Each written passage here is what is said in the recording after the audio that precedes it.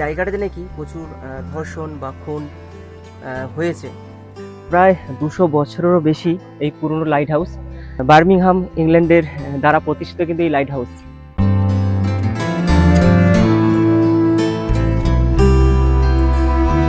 এখান থেকে কিন্তু বন্দুক এরকম ঢুকিয়ে রাখা হতো এবং ঠিক এর বাইরে কিন্তু বন্দুকের মুখটা বাইরে বার করা থাকতো।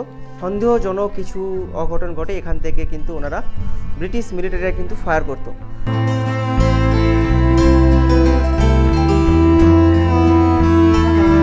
পুরনো বন্দুক পাওয়া গেছে, কার্তুজ পাওয়া গেছে। ওই যে অদূরে দ্বীপটা দেখা যাচ্ছে না, এই দ্বীপটার নাম হচ্ছে নয়াচর। ওয়াচ টাওয়ারের ডিজাইন কিন্তু দিয়েছিল কর্নেল গার্ডেন।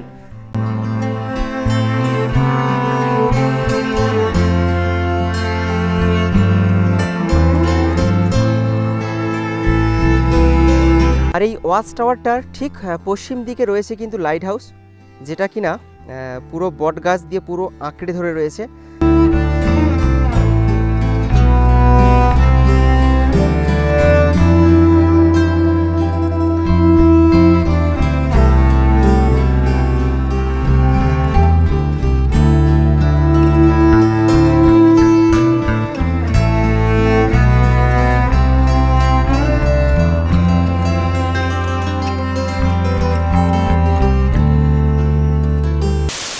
তো বন্ধুরা, আমার পিছনে যে দেখতে পাচ্ছ পুরো বট গাছ আঁকড়ে ধরে রয়েছে, ওর মধ্যে রয়েছে কিন্তু এই লাইট হাউসটি। আর এই সাইডে কিন্তু মূলত ছিল পুরো হুগলি নদী, যেটা কালের নিয়মে কিন্তু পলি জমা হয়ে নদীটা ঠিক রোডের ওপারে চলে গেছে। তো নদীটা পরে তোমাদের দেখাবো, তার আগে এই লাইট হাউসটা একবার তোমাদের ভালো করে পর্যবেক্ষণ করাবো। আর আমার পিছনে যারা দেখতে পাচ্ছ, এই যে একটা রয়েছে প্রায় 200 বছরের একটা পুরনো ওয়াচ টাওয়ার, যেখানে দূরবীন লাগিয়ে ব্রিটিশরা কিন্তু এই সামনের যে হুগলি নদী, এই হুগলি নদীর থেকে যারা যেসব জাহাজ আমদানি রপ্তানির ক্ষেত্রে বা বাণিজ্যিক ক্ষেত্রে জিনিসপত্র নিয়ে যেত, তাদের উপর কিন্তু নজরদারি রাখতো। তো এই জায়গাটা ভালো করে তোমাদের ভিজিট করে দেখাবো, ভিডিওটার সঙ্গে জুড়ে থাকো। এই মুহূর্তে আমি যেখানে রয়েছি, প্রায় 200 বছরেরও বেশি এই পুরনো লাইট হাউস। এটা বানিয়েছিল 1821 সালে চার্লস বাদার্স এবং বার্মিংহাম ইংল্যান্ডের দ্বারা প্রতিষ্ঠিত কিন্তু এই লাইট হাউস।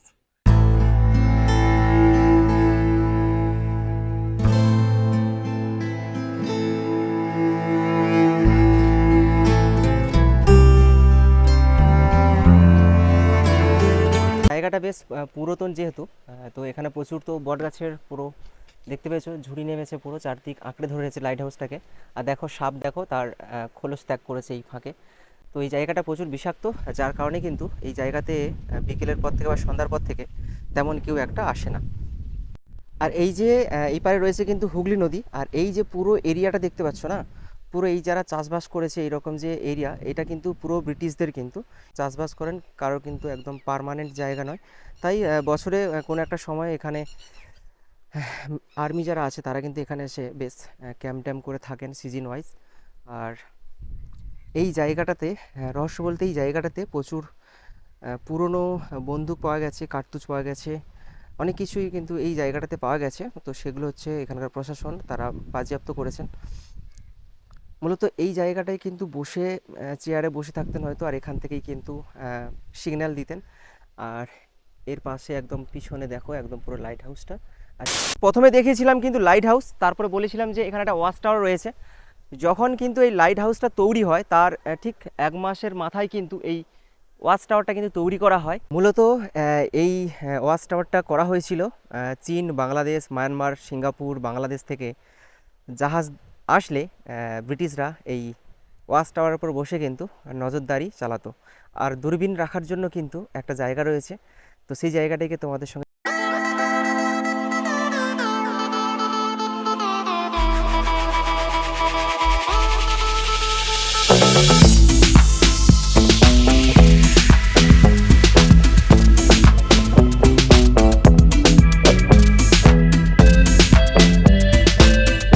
আমি এই ওয়াচ টাওয়ারের ভেতরে যাব এবং উপরে উঠব। এখান থেকে কিন্তু হুগলি নদী একদম কাছে। কিভাবে এখান থেকে বেশ দূরবীন দিয়ে নজরদারি রাখতেন ব্রিটিশ যারা থাকতেন, তারা কীভাবে রাখতেন সেটা দেখাবো। তার আগে এই ওয়াচ টাওয়ারের ভেতরে একবার যাই, তোমাদের সেটা দেখাই, চলো। তো দেখতে পাচ্ছ একদম ধ্বংসাবশেষ অবস্থায় রয়েছে, পুরো বন জঙ্গল ভর্তি। আর এই তার সিঁড়ি, পুরো স্ট্রাকচার। তো এবার আমরা পুরো ভিতরে যাব। দেখো একবার চারিদিকে পুরো বন জঙ্গল হয়ে রয়েছে একদম। এখানে মূলত কেউ আসে না, এখানে স্থানীয় বাসিন্দারা বা যারা লোকাল ছেলেরা রয়েছে, ইয়াং জেনারেশন, তারা কিন্তু এখানে এসে গরমের সময় উপরে বসে বেশ খাওয়া খেতে বসে থাকে।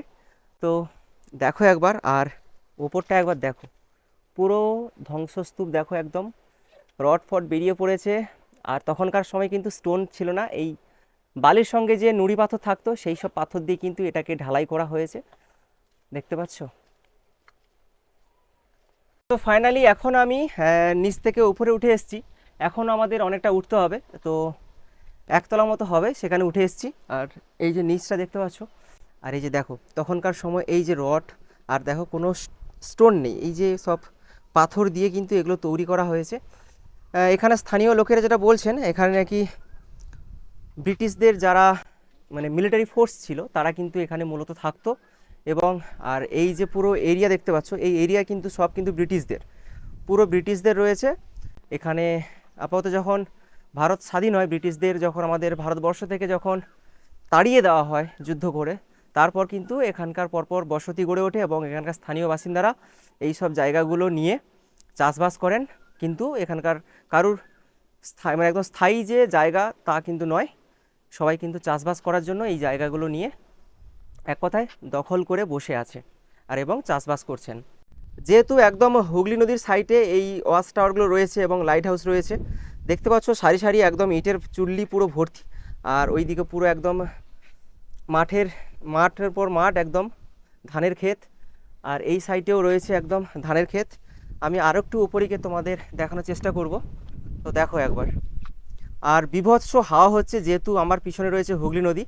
আর দেখো পুরো একদম মাঠের পর মাঠ, কিন্তু এগুলো পুরো জল জমিন এইরকম খাল বিল সব ভর্তি। আর অধিকাংশ মানুষেরা কিন্তু এখানে চাষবাস করে থাকেন। আর ওই সাইডে দেখা যাচ্ছে হুগলি নদী। তো আরও উপরে যাব, গিয়ে তোমাদের হুগলি নদী এবং এই যে পরিবেশটা দেখানোর চেষ্টা করছি।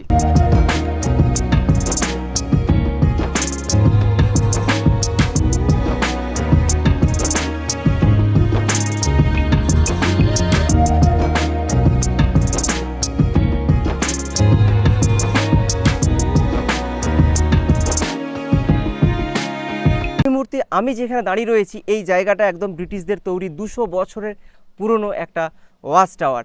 আর যেই ওয়াচ টাওয়ারটা বানাতে মাত্র 50 জন কর্মী নিয়োগ করা হয়েছিল এবং বিনামূল্যে, কোনো পারিশ্রমিক না দিয়ে কিন্তু ব্রিটিশরা তাদেরকে জোর করিয়ে, মারধর টর্চার করিয়ে কিন্তু এই বিল্ডিংটাকে বানিয়েছিল, এই ওয়াচ টাওয়ারটাকে বানিয়েছিল। আপাতত আমি 85 ফুট উচ্চতায় এসে দাঁড়িয়ে রয়েছি।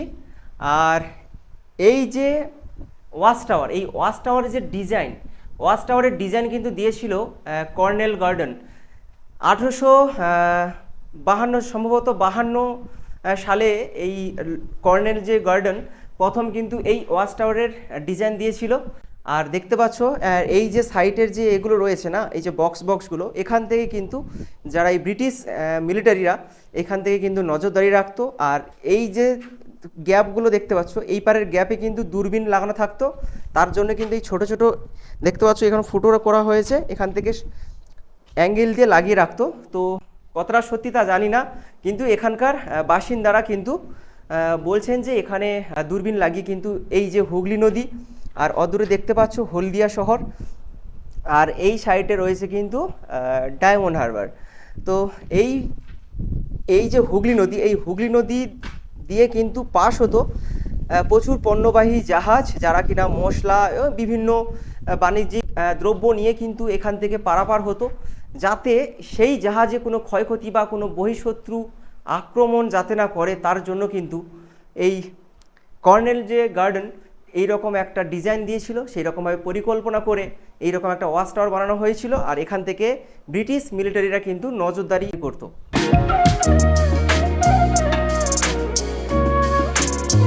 একটা কথা না বলে পারছি না, ব্রিটিশ হোক বা আমাদের ভারতীয় হোক, বহু পুরনো যেসব জায়গা রয়েছে, ঐতিহাসিক জায়গা রয়েছে, যেগুলোতে হয়তো কেউ যায় না বা জানে না তেমন, কিন্তু এখানকার স্থানীয় ছেলেপুলেরা কিছু ভালোবাসার প্রতিচ্ছবি কিন্তু এই দেওয়ালে রেখে যায়। বিভিন্ন জনের ভালোবাসার প্রেমিক প্রেমিকের নাম কিন্তু খোদাই করে রেখে দিয়ে গেছে। যদি যারা বানিয়েছিল তারা যদি হয়তো বেঁচে থাকতেন, তারা হয়তো এমনিই ভয়ে আমাদের ভারতবর্ষ ছেড়ে চলে যেত। ওই যে দেখতে পাচ্ছ অদূরে একটা দ্বীপ, এই যে অদূরে দ্বীপটা দেখতে পাচ্ছ, এই দ্বীপটা হচ্ছে নয়াচর। আর এই সাইডে রয়েছে কিন্তু হুগলি নদী এবং হলদিয়া শহর। আর ওইটা কিন্তু নয়াচর, যেটা হচ্ছে খুব সম্ভবত 30 বছর কি 37 বছর হবে ওই দ্বীপটা কিন্তু তৈরি হয়েছে। তার পিছনে কিন্তু রয়েছে ঘোড়ামারা, তারপরে রয়েছে গঙ্গাসাগর, এইরকম কিন্তু আইল্যান্ডগুলো রয়েছে। এইখানে যদি হুগলি নদী হয় আর এখানে যদি এই ওয়াচ টাওয়ার হয় আর এই পারে যদি গ্রাম হয়, তাহলে ভেবে দেখো কালের নিয়মে কিন্তু এইগুলো পলি জমা হতে হতে নদী কিন্তু চলে গেছে অদূরে। আর এখন কিন্তু ঘোড়ামারা এবং হলদিয়া যে জাহাজ বন্দর সেগুলো কিন্তু ক্ষয়ের মুখে পড়ছে। আর এগুলোতে একটা সময় কিন্তু নদী ছিল, নদীর পাড় ছিল, কিন্তু এখন নদীর পাড়ের উপর রাস্তা, নদী সরে গেছে একদম ওই দিকে। আর ওয়াচ টাওয়ার নদী থেকে অনেকটা দূরে চলে এসছে। না হলে তোমাদের মনে হতে পারে যে এই ওয়াচ টাওয়ার থেকে এত দূর কী করে যারা মিলিটারি রয়েছে এত নজরদারি রাখতো কী করে। তখন কিন্তু নদী প্রায় কাছাকাছি ছিল, এই যে রাস্তা দেখতে পাচ্ছ এই রাস্তার কাছে ছিল কিন্তু নদী, যার কারণে এখন পলি জমা হলো। পলি জমা হওয়ার পর কিন্তু ওয়াচ টাওয়ারটা অনেকটা নদী থেকে অনেকটা দূরে চলে এসছে।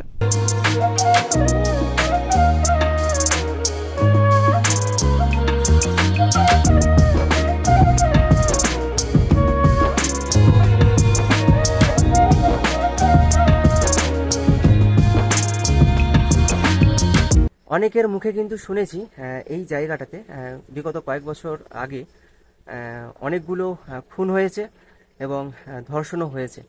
তো এই জায়গাটা কিন্তু যেহেতু একদম নির্জন, আশেপাশে কেউ থাকে না বললেই চলে, তো এটা হওয়াটাই স্বাভাবিক। এখানে আসলে না একটা গা ছমছমে কিন্তু পরিবেশ, চারিদিকে দেখতে পাচ্ছ পুরো ঝোপঝাড়। আর সন্ধ্যা নেমে আসলে এই সাইডটাতে আর কেউ থাকে না, মনে একটা অ্যাডভেঞ্চার ফিলও হচ্ছে, আবার মনে ভয়ও লাগছে, যেহেতু একদম ধ্বংসাবশেষ মানে অবস্থায় রয়েছে। জানি না কখন অঘটন ঘটে যেতে পারে, মানে ভেঙে চুরে পড়ে যেতে পারে। আর বেশি কিছু বলবো না বা বলার কিছু নেই, তো এখানেই ভিডিওটাকে এন্ড করছি। যদি ভিডিওটা ভালো লেগে থাকে অবশ্যই চ্যানেলটা সাবস্ক্রাইব করে আর একটা লাইক কমেন্ট করে জানিও কেমন হয়েছে। আর যদি কোনো ভুলভাল কিছু বলে থাকি তাহলে নিজের মানুষ ভেবে ক্ষমা করে দিও। আর ভুলটা ধরিয়ে দিলে খুবই খুশি হব যদি কমেন্ট করে সেটা বলতে পারো।